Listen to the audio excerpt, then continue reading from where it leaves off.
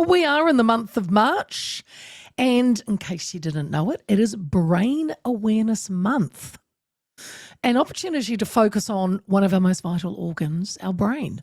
And while we do often prioritise physical health, glowing skin, stronger muscles, none of that matters, does it, if our brain isn't thriving?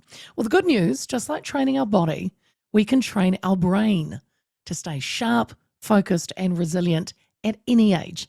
Many people assume that memory loss is an inevitable part of aging, but research tells us a different story. The brain continues to grow and adapt throughout life, and we have the power to influence 3 of the 4 key factors that contribute to brain aging. Brainfit.world director and coach Jude Walters says strengthening our memory and mental agility is something that we can do daily, and it doesn't take much time. And she joins me now. Judy, good afternoon. Hello. Thank you so much for having me.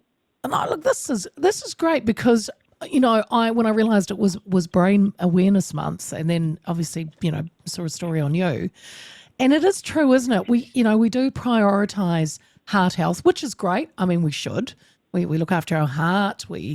People go to the gym, you know, do exercise, eat right, sleep right. And I suppose that does help your brain as well. But we don't really think, most of us, that there are ways that we can stay sharp in the old grey matter. So firstly, can you tell us... first, before we jump into that, what you do really fascinates me. So could you tell us a little bit about Brainfit and what you do? Yeah, no worries at all. So I kind of liken myself and my fellow coaches that do the same as being a bit of a personal trainer for your brain. So in the same way that you might have a trainer that helps you to, you know, grow your muscles or get faster or fitter or whatever, I'm the same, but helping people with their brain. And the all-important thing that we focus on is helping people to build their cognitive reserve. And that's like your backup battery brain power that really is going to help you to be resilient no matter what life throws at you in the way of aging, and hopefully not, but potentially, diseases like a dementia. So we are all about being proactive and putting your best foot forward so that you're well equipped to deal with whatever life throws at you. Judy, what are some of the most common misconceptions that we have about memory loss and aging? Is it something that we just go, oh, you know, I'm in my whatever age group now, I just accept it? Well, crazily, and, you know, we run community classes across the country. I run workshops in workplaces. And one of the most common things that still surprises people is the fact that your brain never, ever stops growing unless you let it. Fantastic. So there is no excuse for us. As you said in your introduction, you know, often we just assume that memory loss is a natural part of aging. And let's get real, everything slows down as we get a bit older. And so it is inevitable to a degree. But the number one tip or piece of advice that I would always give people is you've got to believe in your memory. And as soon as you start saying, oh, I'm having a senior moment, or it's okay, I've reached that age that I don't need to worry about names anymore, guess what?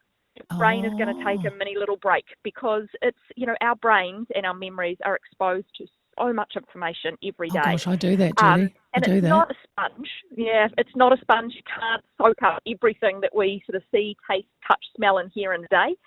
So it has to do some filtering. And as soon as you give it an excuse to be bad with names, or, to not have to remember where your car keys are, it's going to take that opportunity and run with it, because basically it's all about freeing up the capacity for other stuff. So you've got to believe in yourself. You've got to tell yourself that you can do it.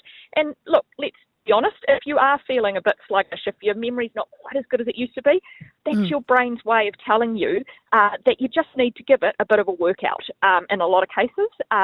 And as you said before, it doesn't have to be an expensive gym membership. It doesn't have to be, you know, adding another 100 things to your to-do list every day. It's about doing the stuff that you do every day a little bit brain smarter. And so what do we mean by that? Brushing your teeth with your non-dominant hand. Oh, okay. All right. Yeah. Gosh, let me write that down. Or brushing your hair. It can be, you know, I hear lots of people say to me, oh, nothing wrong with my memory. I do the Sudoku every day in the paper. Yes. And that's great. That's good. But it's not perfect, because there's more to this than just doing Sudokus or crosswords in the paper. Our brain needs variety of stimulation to give it the full workout that it needs to stay sharp, because different parts of our brain are activated and stimulated by different activities. And so we need to be doing, seeking out new and different, and actually challenging ourselves with things that are new and hard to do is the way you're going to get the best growth in that cognitive reserve and that battery brain power that's going to support you throughout your life.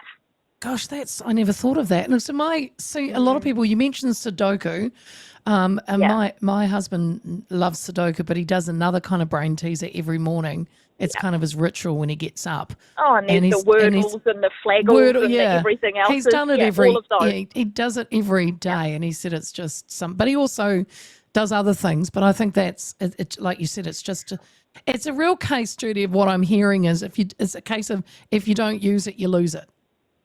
Absolutely, couldn't have said it better myself, Leah. But we've got to seek out that challenge and growth. When we're young and a small child, we're on this really steep learning curve, and as we get older, unfortunately, we start sticking to the way we've always done things or doing things the way we know that works, and so we lose that opportunity for true growth and development in our brain and reaching our full potential because we're just not stimulating it the way that it really needs to do its thing.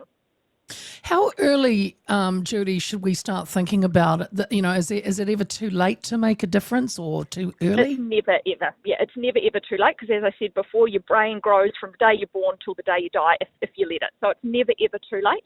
But contrary to popular belief, and a lot of people don't really start thinking about their brain and memory until they are a little bit older and it starts to maybe let them down a bit more frequently. Yeah. Actually, the latest research suggests that to have the greatest impact, we should be starting from about mid-20s onwards. Ooh. So, the earlier you get onto it, the better, but it is never too late. So little things done regularly can have a huge impact.